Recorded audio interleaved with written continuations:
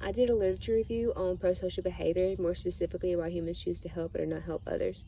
Prosocial behavior is a social behavior that benefits other individuals or society as a whole, including comforting, volunteering, sharing, and donating. To understand this concept, all factors that go into people acting or not reacting need to be considered, including genetic factors, gender, mood, motives, cost versus reward, along with others. So there are three subtypes of prosocial behavior, including altruism, proactive, and reactive behaviors. Altruism is about doing something good for someone without wanting or expecting something in return. Typically, if you do something good for someone, you're going to feel good inside about it, so some have argued that there are no true acts of altruism, but experts have argued that as long as there is no external reward, that it's considered an act of altruism.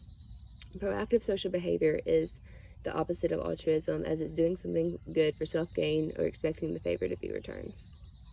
The final subtype, reactive prosocial behavior, is engaging in prosocial behavior because you see someone else react, such as seeing someone drop their groceries in the Walmart parking lot and someone else helping, so you feel inclined to help them as well. To be able to respond to a situation, we need to be able to understand the needs of others or ourselves that need to be met. We can respond to either an instrumental need, which is going after an intended goal, an unmet material desire, which can involve sharing or social exchange, or an emotional distress, which involves the ability to detect negative emotions to be able to comfort them. Social situations are typically the biggest deciding factor in whether we are going to help or not, but personality can also play a big role. Referring back to altruism, people who have altruistic personalities tend to be more helpful and engage in more prosocial behavior than those who are not altruistic, because they feel it's almost like there's societal duty.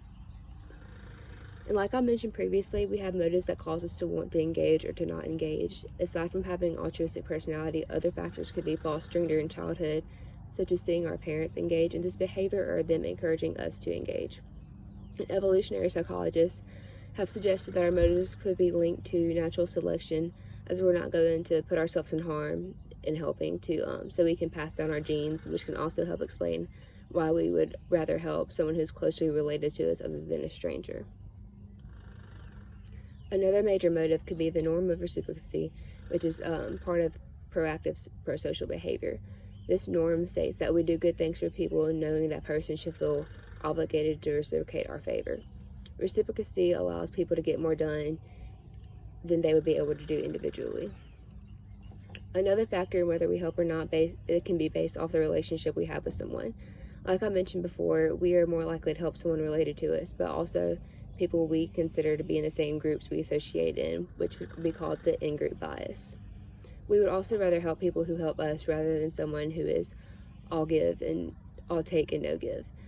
While there are many factors that cause us to engage in prosocial behavior, we should do our best to eliminate these negative factors and barriers that may prevent us from engaging in prosocial behavior for the benefit of all of us.